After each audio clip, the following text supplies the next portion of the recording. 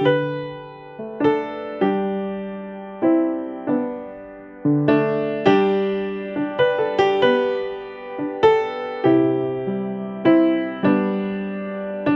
paz, irmãos. Hoje nós vamos continuar nossa série aqui das parábolas do rei. E antes de iniciar, eu vou fazer uma oração. Senhor Deus Todo-Poderoso, eu agradeço por estarmos aqui. Eu lhe peço que Teu Espírito Santo possa nos abençoar hoje e agir nas nossas mentes e corações. Que essa palavra nós possamos aprender mais de Ti, que nós possamos ser sustentados por ela, nós possamos aprender mais de Ti, da Sua palavra. Abençoa as outras salas, os outros professores, os outros alunos, assim como as outras igrejas. Em nome do Senhor Jesus que eu oro, amém.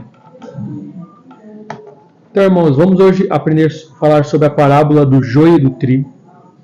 Nós estamos nessa série de parábolas e eu venho dizendo que o Senhor Jesus usa as parábolas para... ele pega coisas do cotidiano, coisas da vida comum daquela época, para ensinar como que o reino funciona. Normalmente as pessoas tinham uma expectativa em relação a essas coisas cotidianas. E no meio da parábola, apesar de Jesus pegar esses exemplos, ele coloca uma coisa que não faz muito sentido. Ele inverte as expectativas. E isso ele fala para mostrar como que é o reino dos céus. Ele faz um contraponto entre a vida que as pessoas esperam e a forma como o reino de Deus funciona. E isso as pessoas às vezes ficam meio sem entender. Algumas vezes os discípulos falavam, mas o que você quis dizer com essa parábola? Hoje nós vamos ver a parábola do joio e do trigo, e em certo momento eles falam, vocês podem explicar essa parábola para a gente? Porque a gente não entendeu muito bem. Nas minhas 2 aulas passadas nós vemos, eu falei sobre a parábola do semeador, onde o semeador ele sai a semear, ele dá um exemplo de que existem 4 tipos de solo. Eu ressaltei que são 4 tipos de pessoas. E a maneira como as pessoas reagem à palavra de Deus é um tipo de solo. Às vezes Jesus na ocasião fala que ele plantou, mas a terra não deu um bom fruto. Não nasceu nada. Ou às vezes nasceu e a planta ela nasceu, mas logo ela foi sufocada pelos problemas da vida. E tem outra terra que não é boa, mas no final tem a terra que recebe a palavra de Deus, aceita, acolhe a semente e nasce uma planta. Eu tinha comentado que o nascimento, a planta ela cria raízes primeiro no solo, ela fica firme e depois ela nasce. Depois eu falei sobre a parábola da videira verdadeira, onde eu expliquei um pouquinho mais sobre, ainda nesse assunto de agricultura, Jesus fala que ele é a videira verdadeira, e eu ressaltei que a nossa vida cristã basicamente é essa parábola da videira verdadeira, onde Cristo fala, ou vocês estão em mim, ou vocês não têm vida fora de mim. A palavra da videira verdadeira, eu acabei ressaltando alguns pontos importantes, em que os ramos estão ligados à videira. E Jesus fala, vocês não podem fazer nada se não for em mim. Sem mim, vocês nada podem fazer. Eu falei um pouco dos frutos, e que os frutos, na verdade, eles não são exatamente só as coisas que a gente vê. Os frutos são um resultado natural de estar ligado a Cristo.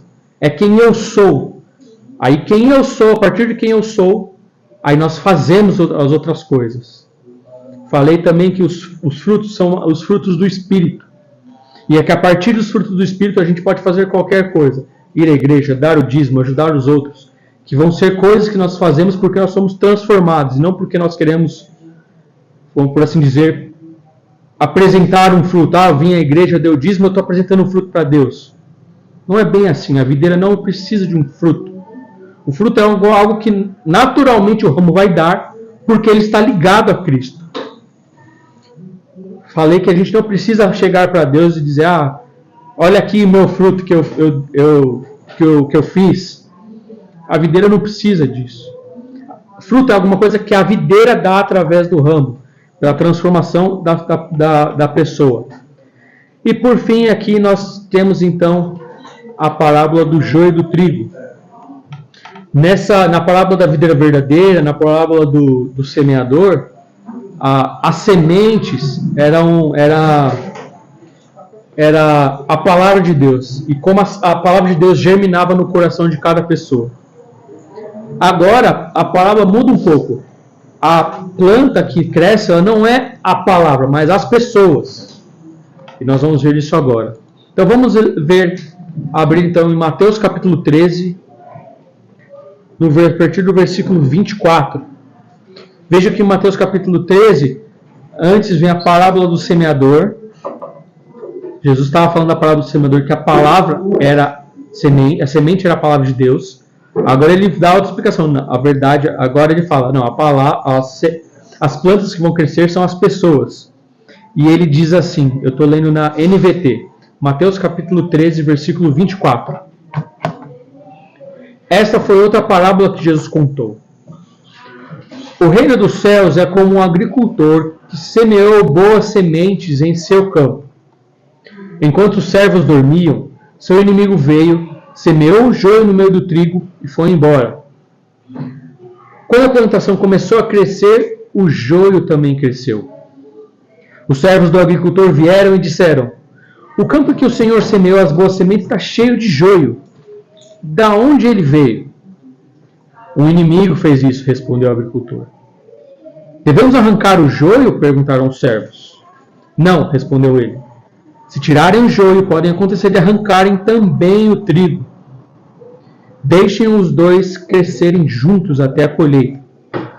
Então direi aos ceifeiros que separem o joio, amarrem-no em feixes e queimem-no, e depois guardem o trigo no celeiro. Em seguida vem a parábola da semente de mostarda, a parábola do fermento, são 3 versículos. Aí depois vamos dar um salto para o versículo 36. Aqui é a parte que os discípulos chegam para Jesus e falam: explica para a gente que a gente não entendeu. E Jesus, no versículo 36, diz assim: em seguida, deixando as multidões do lado de fora, Jesus entrou em casa. E seus discípulos lhe pediram: por favor, explique-nos a história do joio no campo. E Jesus respondeu: o Filho do Homem é o agricultor que planta as boas sementes. O campo é o mundo, e as boas sementes são o povo de Deus. O joio são as pessoas que pertencem ao maligno. E o inimigo que plantou o joio no meio do trigo é o diabo. A colheita é aos fins dos tempos, e os que fazem a colheita são os anjos. Da mesma forma que o joio é separado e queimado no fogo, assim será no fim dos tempos. O Filho do Homem enviará seus anjos, e eles removerão do reino tudo que produz pecado e todos que praticam o mal. Os lançarão numa fornalha ardente, onde haverá choro e ranger de dentes. Então os justos brilharão como o sol no reino de seu Pai. Quem é capaz de ouvir, ouça com atenção. Basicamente, Jesus no final diz assim: presta atenção no que eu estou falando. É isso que ele diz quando ele fala: quem é capaz de ouvir, ouça com atenção. Então, conforme eu venho falando, o assunto de agricultura é bem comum naquela época, porque as pessoas viviam disso. Ou era criar gado, ou era plantar. Não tinha muitas profissões naquele tempo. E Jesus diz: o reino dos céus é como um agricultor que semeou boas sementes no campo. Enquanto os servos dormiam, seu inimigo veio, semeou joio no meio do trigo e foi embora. Isso também era comum de acontecer. As pessoas que tinham rixa umas com as outras poderiam plantar ervas daninhas no campo do seu vizinho, para prejudicar a plantação mesmo. Isso acontecia. E Jesus está dizendo que isso de fato aconteceu nessa história aqui. Né? O joio é uma erva daninha que ela nasce, no início ela é parecida com o trigo. Nós já ouvimos isso muitas vezes. E que o joio é um tipo de erva daninha que ele sufoca o trigo algumas vezes, que as raízes acabam se entrelaçando do joio e do trigo, e você não consegue, não é simples separar.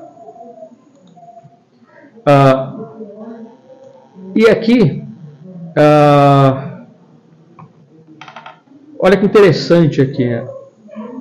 Eu vou andar mais na linha aqui que, às vezes você já ouviu que essa parábola, o campo aqui é a igreja, mas eu vou pegar mais a linha aqui que, na verdade, o campo onde está sendo semeado é o mundo.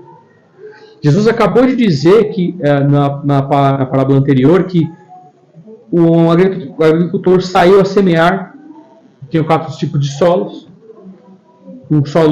3 solos ruins e um solo bom. E agora quando começa a semente da palavra de Deus cai no solo bom, começa a crescer, começa a dar frutos, e agora Jesus fala, então agora que essas pessoas receberam a palavra de Deus, elas vão crescer no mundo, no meio do joio que existe também. O interessante aqui é que no início, como os dois são plantados, não dá para saber exatamente quem é quem. Mas, olha que interessante, no versículo 26, quando a plantação começou a crescer, o joio também cresceu. Deus não tá, e olha que interessante, assim, não é que a gente não sabe quem não é joio e trigo. Muitas vezes a gente não sabe porque o tempo de crescimento de cada pessoa é diferente. No início da caminhada, no início do plantio aqui, está falando assim que plantou e não sabe que está ali no meio. Só depois de um tempo que isso foi percebido. O ponto é que quando a gente... E aquelas pessoas estavam olhando assim, a parábola e a expectativa era, quando cresceu, você sabe o que é joio, que é trigo, é só arrancar, só limpar, né? E Jesus dá aquela invertida e fala, não arranca. E as pessoas, por que não, né? Um agricultor ia limpar o campo. Esse é o natural de acontecer. Mas olha como as coisas são aqui, né?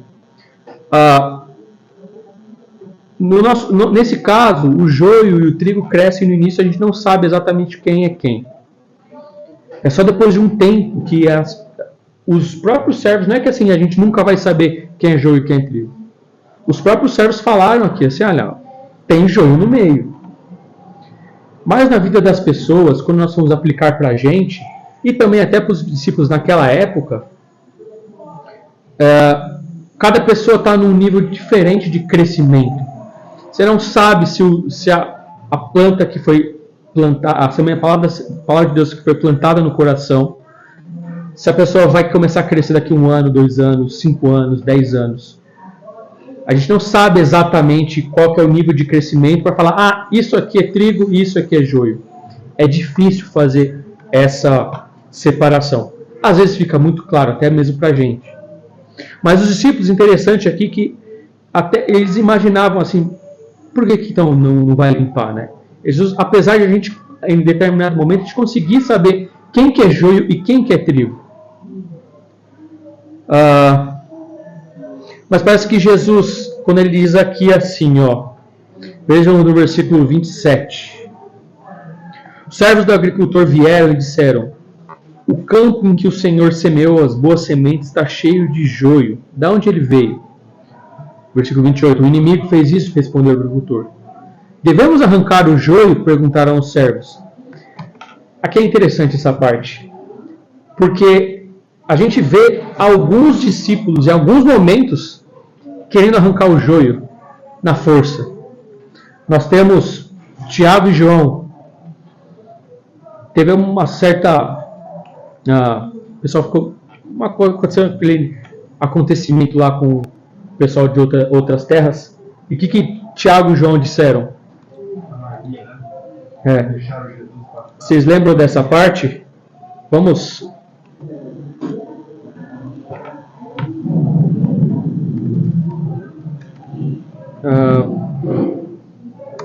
ler essa parte, que essa parte é interessante.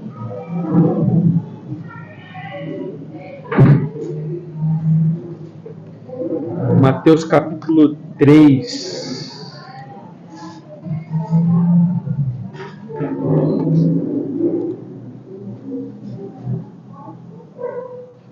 Não, acho que é depois. Calma aí.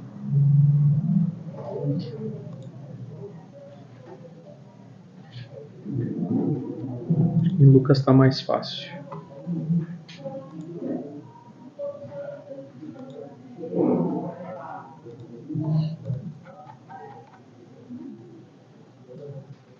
Lucas capítulo 9, versículo 51.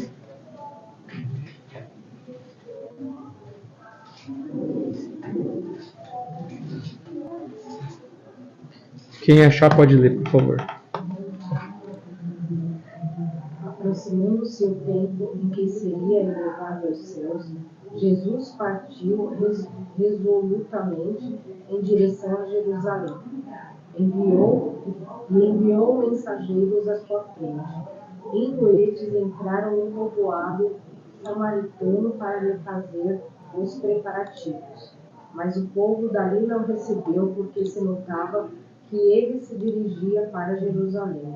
Ao verem isso, os discípulos Tiago e João perguntaram: Senhor, queres que façamos cair fogo do céu para destruí-los? Mas Jesus, voltando-se, os repreendeu, dizendo: Vocês não sabem de que espécie de espírito vocês são? Pois o Filho do Homem não veio para destruir a vida dos homens, mas para salvá-los. E foram para outro povoado. Então a gente vê que, olha que interessante, né? Os próprios discípulos, imagina que coisa, né? Senhor, você quer que olha aqui, cai fogo do céu para consumir essas pessoas? Basicamente eles querendo usar o poder de Deus para destruir as pessoas. Jesus repreende eles, né? A palavra do joio e do trigo, ela está dizendo que assim, nós, o trigo, nós vamos crescer no meio do joio. Às vezes dentro da igreja e principalmente fora da igreja. E por que Deus não vem, então arranca de uma vez? Ou por que nós mesmos não fazemos isso? Bom, Jesus já deu uma explicação aqui. Vocês querem destruir, arrancar? Porque o ponto é que a gente não sabe exatamente quem é joio e quem é trigo. A gente não sabe se essa pessoa hoje pode ser joio, daqui 20 anos ela vai ser transformada e vai virar trigo. A gente não sabe se Deus fosse arrancar o joio de uma vez só, se a gente fosse arrancado também. É interessante que Jesus fala assim, pro servo, se vocês arrancarem o trigo, o joio, vocês podem arrancar o trigo também. Vocês não são ceifeiros, vocês são semeadores. Quem são ceifeiros são os anjos. Assim, a gente não consegue exatamente, às vezes, saber quem é joio e quem é trigo. Às vezes a gente sabe, esse cara é meio joio, né? Só que a gente não sabe se daqui 10 anos ele vai continuar sendo joio. A gente não tem essa visão. É difícil. Não estou dizendo que, então tá tudo bem, vamos conviver, não precisa de disciplina eclesiástica, não é isso. Essa parte não está dizendo sobre disciplina eclesiástica, só está dizendo que Deus ele vai separar o joio do trigo, mas não agora, e não é a gente. Basicamente isso que Jesus está dizendo, ele está falando da nossa convivência, a convivência do bem contra o mal no meio do mundo, no meio da igreja, e que é complicado mesmo, assim. Os discípulos quiseram falar, por que não cai fogo do céu e consome essas pessoas? O apóstolo Pedro chegou e já queria na espada já cortar a cabeça do soldado. Jesus falou, não é assim. Jesus, ele está, olha que interessante assim, olha a ligação dessa passagem inteira.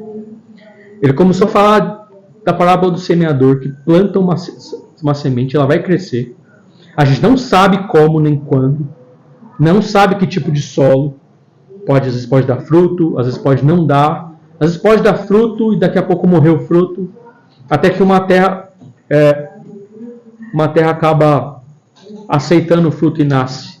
Aí depois ele fala da palavra da semente de mostarda e também da parábola do fermento, dizendo que a palavra de Deus ela é sutil. Na parábola da semente de mostarda, não quero explicar toda ela, porque ela seria uma outra aula. Mas basicamente é assim, é uma semente muito pequena, ela cai no solo, não tem muita expectativa, porque é muito pequena, mas ela cresce. Da mesma forma, a parábola do fermento. Você coloca uma pequena porção do fermento que vai fermentar toda a massa. Jesus está dizendo, parábola do semeador. O semeador vai plantar. A gente não sabe exatamente se vai nascer, só Deus sabe. E a gente também não sabe o impacto que isso tem na vida da pessoa. É uma semente muito pequena, semente de mostarda. É um pouquinho de fermento que pode fazer fermentar toda a massa. E depois disso vai crescer joio e trigo no meio. A gente não sabe como isso acontece. Às vezes a gente sabe que é joio separar joio do trigo, mas não cabe a nós, muitas vezes, querer fazer essa separação. Ou esse julgamento, ou querer estipar o trigo do meio do joio. Volto a repetir, isso não quer dizer da disciplina eclesiástica. A passagem não está falando disso. Isso vai ser desenvolvido por Paulo depois, lá na frente. O ponto é que a gente não sabe em que tempo essas coisas acontecem, como a gente separa uma coisa da outra. A gente não tem essa capacidade. A gente não vê o coração das pessoas. Por isso que quando a gente fala os frutos, a gente olha as pessoas fazendo coisas. São coisas externas. Elas apontam talvez por uma transformação, mas não é certeza. A transformação, como eu falei da vida verdadeira, é estar ligado em Cristo. E o fruto verdadeiro é o fruto do Espírito. E que a gente não consegue muitas vezes discernir o que é, se a pessoa foi transformada ou não. A gente vê por fora. A pessoa pode mentir, ela pode simular, mas não sabe muito bem. Às vezes a pessoa está se mostrando como trigo, mas por dentro ela é joio. E a vida é assim mesmo. As coisas são ambíguas, difíceis de se analisar. As pessoas não são fáceis de saber. No presente já não é fácil de distinguir quem é quem. Muito menos saber no futuro se aquela pessoa vai nascer um fruto bom, um fruto verdadeiro, um fruto de transformação. É esse o ponto. E Jesus está falando assim, o reino dos céus é assim. Deus plantou, vai nascer joio no meio do trigo, e não cabe a vocês ficar tentando separar muito bem o joio. Isso aqui, desce fogo do céu e vai queimar essa pessoa. Não é sobre disciplina eclesiástica, eu volto a falar isso, porque senão a gente confunde. Quer dizer que dentro da igreja pode ficar o pessoal fazer o que quiser, pode ser joio no meio do trigo, não é isso. Mas então olha como Jesus conecta todas essas 4 parábolas. A parábola do semeador, do fermento e do grão de mostarda, junto com a parábola do joio e o trigo no campo. Ela, voltando aqui então,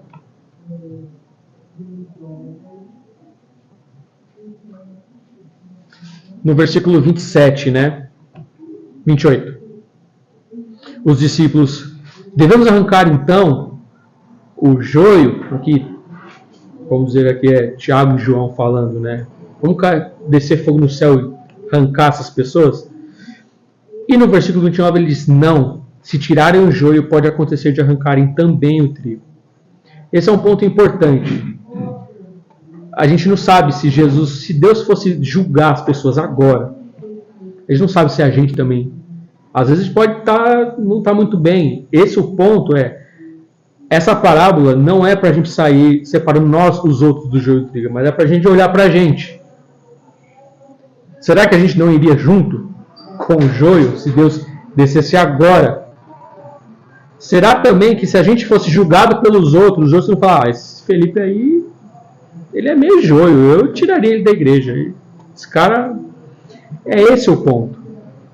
E Jesus basicamente está dizendo para os servos, vocês não são ceifeiros. Versículo 30, deixe os dois crescerem juntos até a colheita. Ou seja, vai haver um dia que vai ficar explícito, vai ficar claro. E quando é que isso vai ser? No fim dos tempos. No fim dos tempos, o justo juiz, que conhece todas as coisas, todas as pessoas, em todos os tempos, vai separar o joio do trigo. Ele é o único capaz de fazer isso. A gente não tem capacidade perfeita de falar, esse cara aqui é joio. A gente não sabe se daqui a 10 anos a pessoa vai se converter. Porque a palavra de Deus é como uma semente de mostarda ou com um pouco de fermento. Pode ser que ela vai crescer e a gente nem sabe daqui quanto tempo. E o versículo 30 fala isso, deixa os outros crescerem. Deixa os dois crescerem juntos. Nós que somos o trigo, por assim dizer, aqui na parábola, a gente vai crescer no meio do joio. Seja dentro da igreja, seja fora dela. E é interessante que às vezes a gente fala, Senhor, eu não quero conviver com esse camarada aqui no meu trabalho, porque ele é... E às vezes Deus fala, vocês vão crescer juntos. Você vai ter que conviver com o seu chefe que você não gosta, com o teu chefe que é joio, você vai ter que conviver às vezes com a sua família que é joio, que claramente você vê que não tem como. Você quer se isolar delas, ou que às vezes Deus fala, vai ter que crescer junto.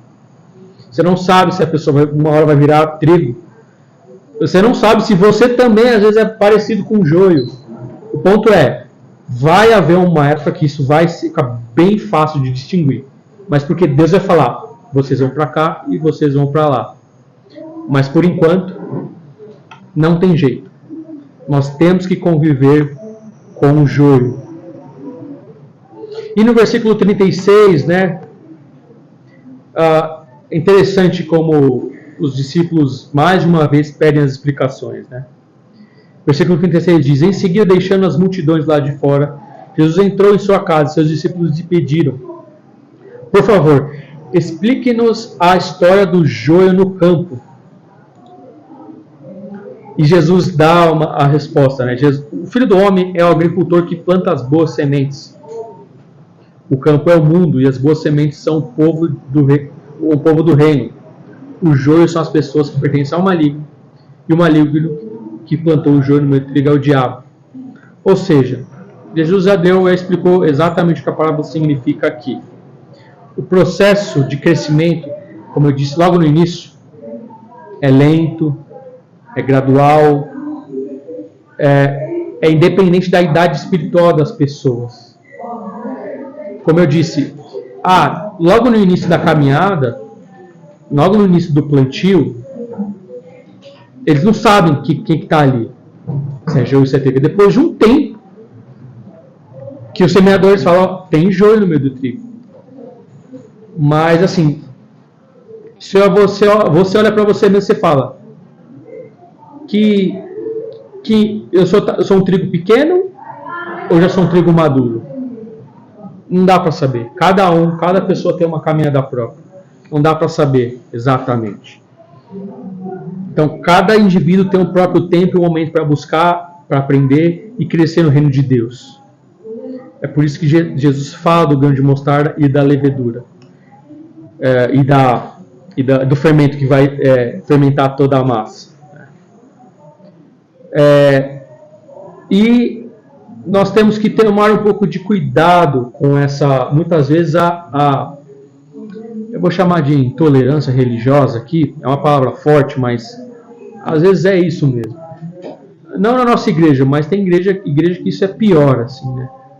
Imagina se entrasse alguém aqui na igreja que faz todo tipo de coisa errada. O que a gente falaria, né? Esse cara aí não é para estar aqui, alguma coisa assim. Mas na verdade, é como Jesus disse, assim, eu vim para quem está doente. Então, a pessoa que faz muita coisa errada, ela tem que estar na igreja mesmo, é onde ela vai ser curada, né? E às vezes a gente quer separar, não quero estar junto, e isso é difícil para a gente. Né? A gente tem que tomar cuidado com isso, que o próprio Jesus está dizendo aqui, vai crescer junto. Dentro da igreja, fora da igreja. Não quer dizer que a gente tem que... Então quer dizer que vale tudo, não é isso. Mas é o julgamento de saber no final quem que vai ser arrancado como joio e quem que vai para o celeiro como trigo, é difícil saber. Né? E a gente vê muitas vezes, assim, acho que principalmente no Brasil, assim, impactos negativos das pessoas quererem separar o joio do trigo. Né? Não é bem assim, a gente precisa mais aceitar as pessoas, né? E no Brasil afora, nós somos muito diferentes uns dos outros. E muitas vezes acontece violência em nome da religião. Então, é meio complicado isso. Por isso que Jesus está enfatizando a transformação do ser humano de dentro para fora. O joio e o trigo, quando estão nascendo, é difícil. Muitas vezes a gente sabe quem no final lá, mas Jesus está dizendo aqui assim, não é por regras antigas que a gente vai olhar e vai falar, esse cara é joio e é trigo. E Jesus está enfatizando a transformação do ser humano de dentro para fora. É por isso que trouxe, eu falei, tem a parábola do semeador. Por isso que eu falei a parábola da videira verdadeira. Que a gente faz as coisas boas, mas porque antes a gente é transformado por dentro. Jesus não trouxe uma nova lei. Porque imagina, se Jesus chegasse assim, então, vocês entenderam errado, a lei, vocês acharam que não matarás aqui. E aí Jesus vem e explica, não, na verdade a lei é isso. Se Jesus era só trazer uma nova lei, não precisava de Jesus. Era só vir um novo profeta e dar uma nova lei. As pessoas seguiam novas regras comportamentais, e aí está tudo certo. Mas não é isso. Jesus veio trazer uma nova, vou dizer aqui uma palavra difícil, é ontologia. Um novo ser humano, um ser humano transformado.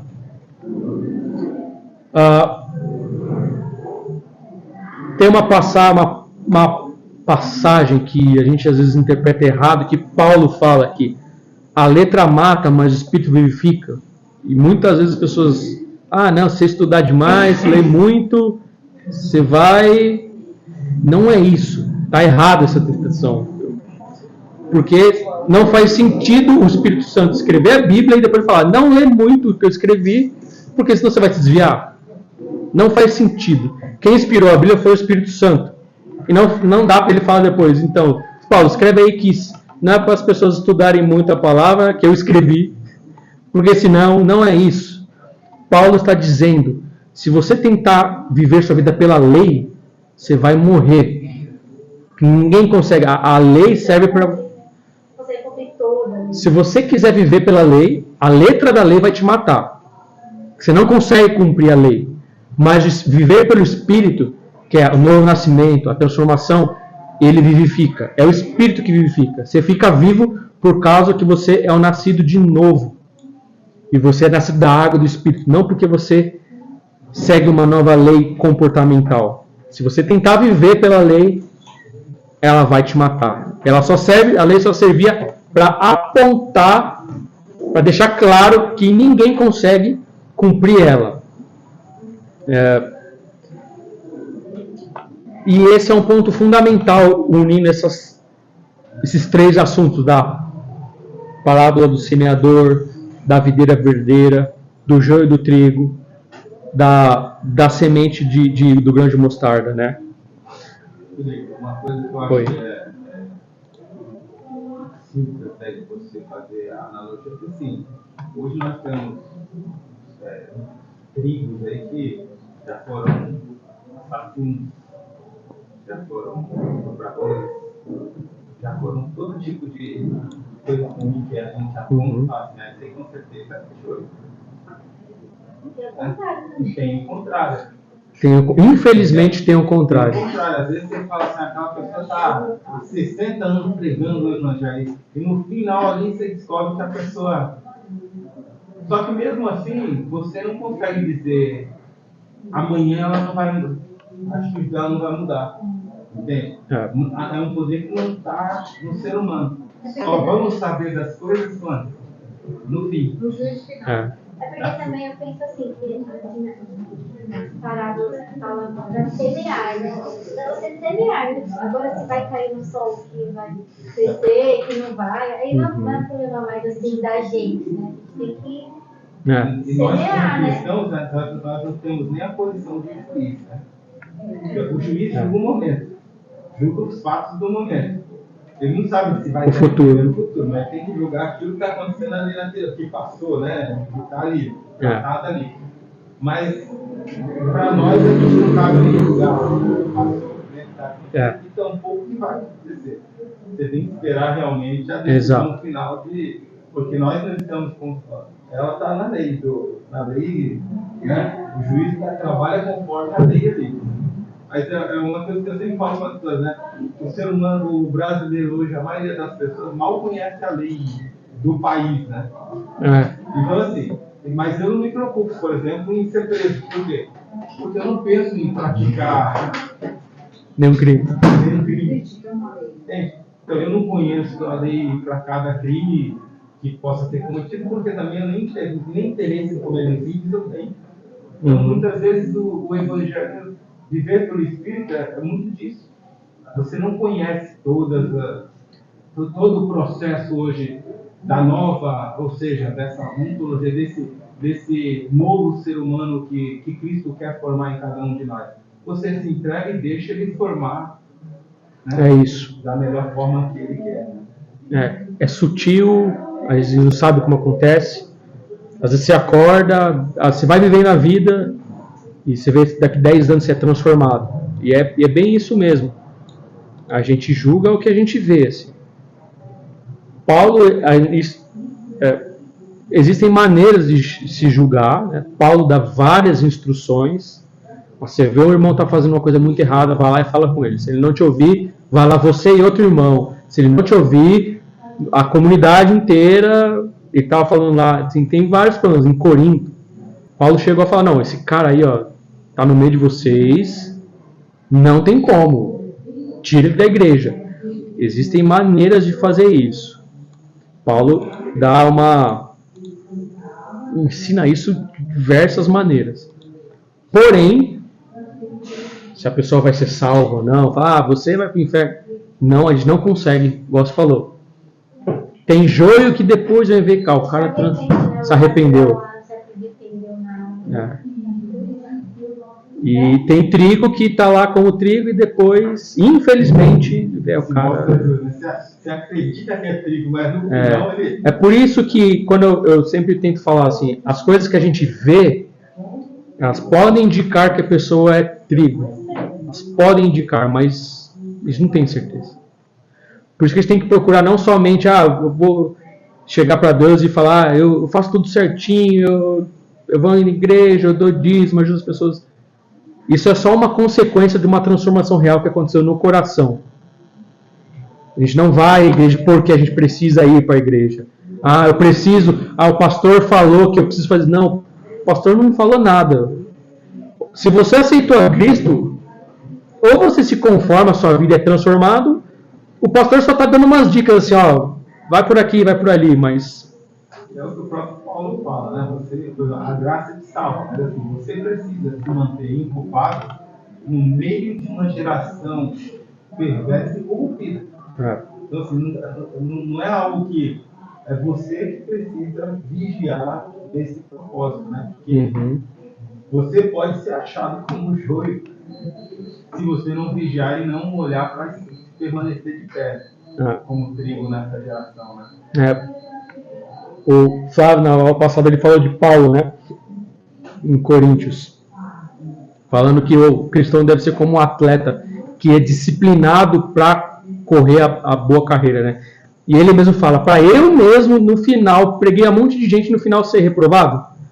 Ele falou, eu preciso, e ele fala, usar a expressão disciplina no meu corpo, no original, ele é como se ele fala, eu esmurro o meu corpo, mas ele não é esmurro, ele fala, eu bato onde dói.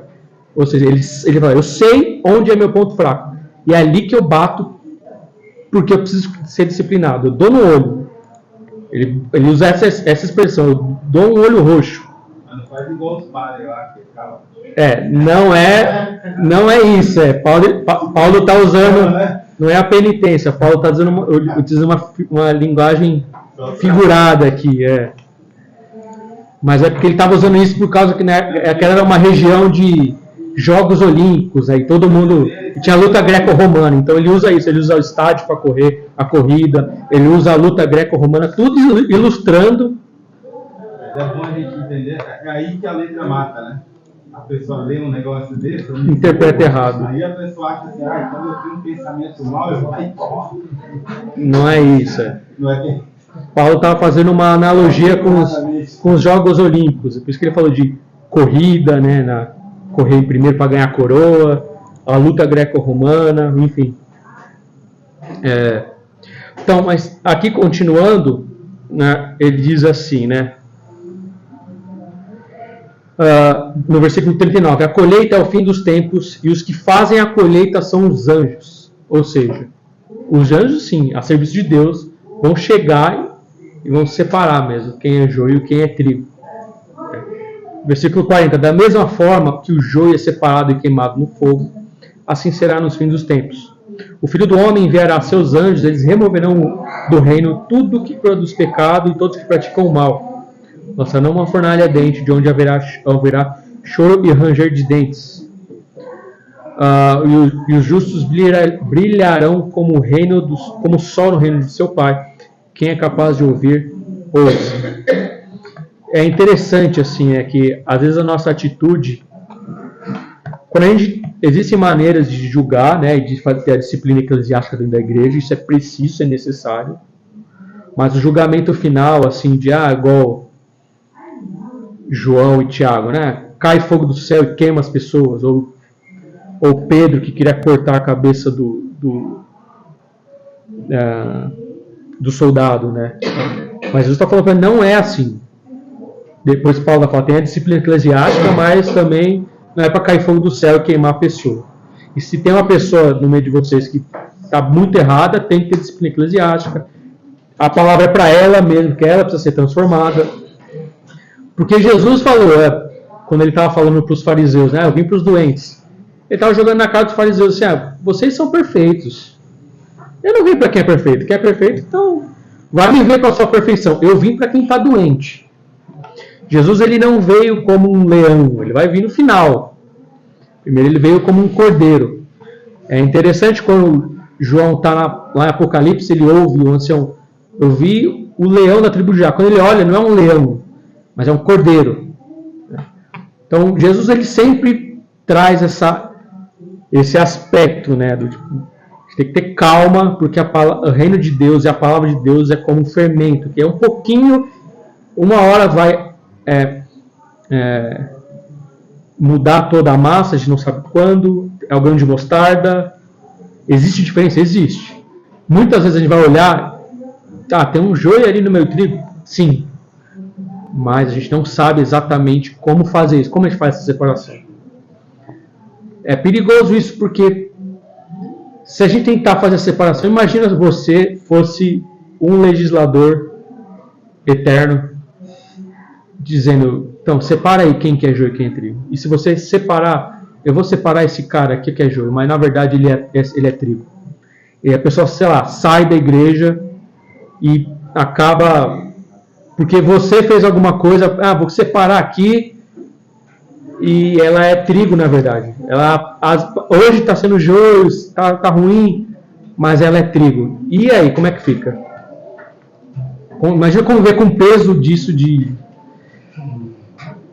você ser esse juiz que acaba fazendo essa separação e você faz errado. É muito sério isso. Né? Porque, no fundo, essa é a missão de Deus. Esse aqui é um texto missional, isso aqui. Jesus está falando, plantem sementes. É a missão de Deus. É missiológico isso aqui. A separação mesmo vai ser no final. Vai ter que conviver com pessoas que você não gosta, com quem é joio, você fala, isso aqui é joio mesmo, mas você não sabe que fim que vai levar. Enfim. A gente vai ter que andar com Cristo em meio ao joio. Isso é natural, isso vai acontecer. A separação vai ser feita pelos anjos lá no final. Justiça vai ser feita. Vai ficar clara a distinção de um do outro, mas só depois. Jesus fala que a gente tem que ser sal da terra, né? Sal ele fica no lugar onde tem coisa que pode apodrecer, né? E sendo luz do mundo. Tem que ser luz do mundo onde tem trevas. Uma coisa interessante que eu estava até conversando com uma pessoa que ela é candomblé e fala que os termos que usa hoje, a maioria das religiões africanas usam Jesus, usam, né? Uhum. Então falam de forma até muito simpática, né? Então, assim, hoje você realmente parece muito. Eles estão, inclusive os testemunhas de Jeová hoje já usam Jesus como antigamente eles refutavam imediatamente. Hoje eles já usam de uma forma assim, para se tornar um pouco mais atrativo, né? É. Só que aí termos como a menina até colocou assim no status dela, macumbando um pouquinho, né? Então assim, os termos vão se tornando naturais, como se não fosse mais, não tem aquela conotação Ruim, maligna mais, né? Então ela consegue colocar no status lá, macumbando um pouquinho, como se a população brasileira não enxergasse a macumba como algo ruim mais, né? Então eles querem desmistificar as coisas, vão desmistificando, e realmente é muito complicado você hoje, racionalmente, né? Porque o povo, infelizmente, é emocional demais. Então, assim, não dá para confiar no julgamento das pessoas porque eles são emocionais. Então, assim, só de olhar para o rosto de uma pessoa eu já falo que ela não presta. E às vezes a pessoa é ótima, mas eu que não. Né? Aquele negócio do meu santo não bateu com o dedo de espírita. Infelizmente tá tendo uma inversão, né? O que era ruim tá pegando áreas de não ser tão ruim, ser coisa boa. Mas por outro lado, a igreja evangélica era boa e tá ficando com áreas de coisa ruim. Primeira coisa que falam de igreja evangélica, principalmente as pentecostais, pastor rouba dinheiro da igreja. Tipo assim, tá invertendo essas coisas. Mas assim, Cristo chamou a gente para ter a mente dele, ser parecido com Cristo, refletir o amor de Deus. Você vai conversar com a pessoa que faz macumba, não é para julgar a pessoa, você sabe que se a pessoa não aceitar Cristo, não tem jeito. Mas não vai tratar ela mal. Esse negócio de chuta que é macumba, não faz isso. Agride as outras pessoas. Isso só é testemunho ruim pra gente. As pessoas vão olhar pra gente e falar, é crente, mas fica aí, sei lá, julgando os outros e tal, xingando os outros. Existe uma maneira de julgar justamente, mas não, às vezes, da forma que a gente vê por aí. Tratar mal, não expulsar ou querer, enfim. Não é isso. Né? Jesus mesmo, o próprio Jesus foi maltratado em Samaria e falou, não, para que vou cair fogo do céu para queimar as pessoas? Não vou fazer isso. No final, vai ter uma separação, mas, enfim. Algum ponto até aqui, irmãos? Eu vou parando por aqui. Algum comentário a mais sobre essa parábola do joio e do trigo?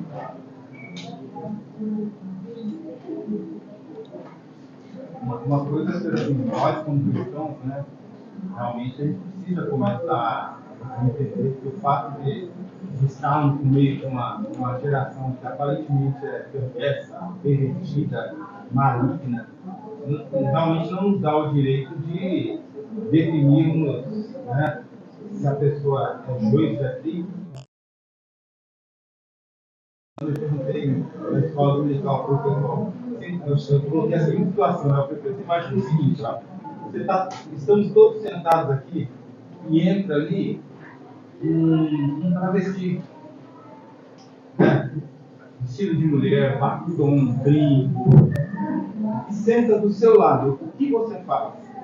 Um senhor que eu tentava ver e falou assim, eu me levanto na hora, Deus me livre. Então, Cristo não fala, não é para fazer isso. Então já é o contrário do que Cristo nos ensina, porque Cristo nos ensina a acolher as pessoas. A igreja é o lugar de acolhimento de todos, porque como foi dito aí, Cristo veio para os doentes. E se nós somos cristãos, nós precisamos estar para os doentes. Né? Uhum. Então assim, nós não estamos para julgar se a pessoa vai ser salva, se a pessoa não vai ser salva. Nós estamos aqui para labutar com essas pessoas, na expectativa de que o Espírito Santo, assim como alcançou a nossa vida, alcance essas pessoas também. Porque um dia nós também estávamos perdidos numa nação do pecado, mas o Espírito Santo é quem convence o homem do pecado. Uhum. O que convém a nós? Pregarmos o Evangelho em tempo e fora de tempo. Às vezes o fora de tempo para nós é para as pessoas que a gente acha que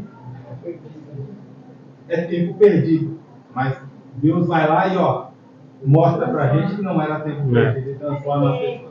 Uma vez espiritual que Deus já escolheu, antes de criar o mundo, ele já escolheu. A gente não sabe quem, né? A gente não sabe, né? Porque então você tem que... Isso é difícil, não é simples, tá? É igual esses exemplos que o Josias falou. Acho que nossa igreja aqui, pela direção do pastor Celso, não é assim. Por causa da direção do pastor, mas tem muitas igrejas que são assim. E o que os outros falam? Olha aí, a igreja evangélica, mas é mau testemunho pra gente. Deus chamou a gente para a gente agir de uma forma como as pessoas olhem e falem, esse pessoal tem um negócio diferente aí. E atraiam as pessoas por causa, era o que Deus queria fazer com Israel. Mas uma coisa também. Assim, você vê como a igreja hoje, eu que fui parte dessa igreja, né, desde da sua fé, ainda aqui, né? Mas você vê como a igreja sofre para evoluir. Porque, por exemplo, quando Deus deu a visão para o pastor Celso de trabalhar com crianças, muitas famílias da igreja, Deus me livre. Meus filhos com...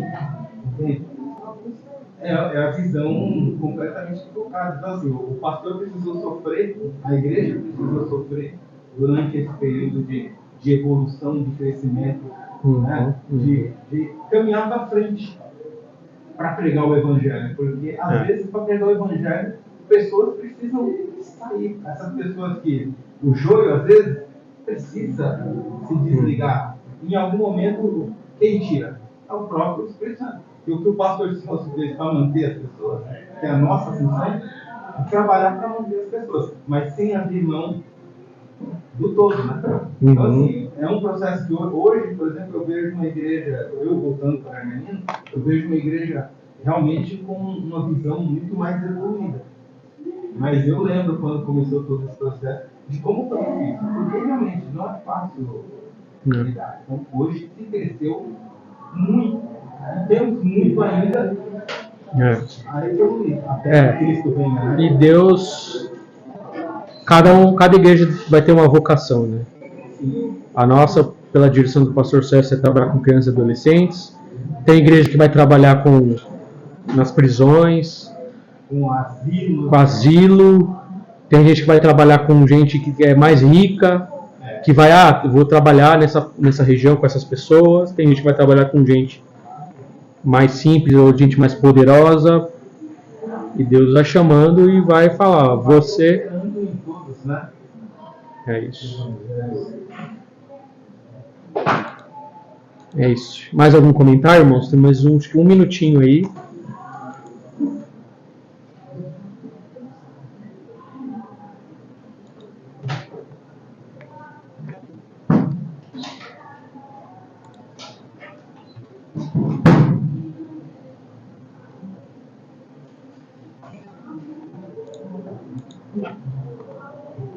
Então, ficamos por aqui então. Hoje nós estudamos Mateus 13, da parábola do joio e do trigo. Amém.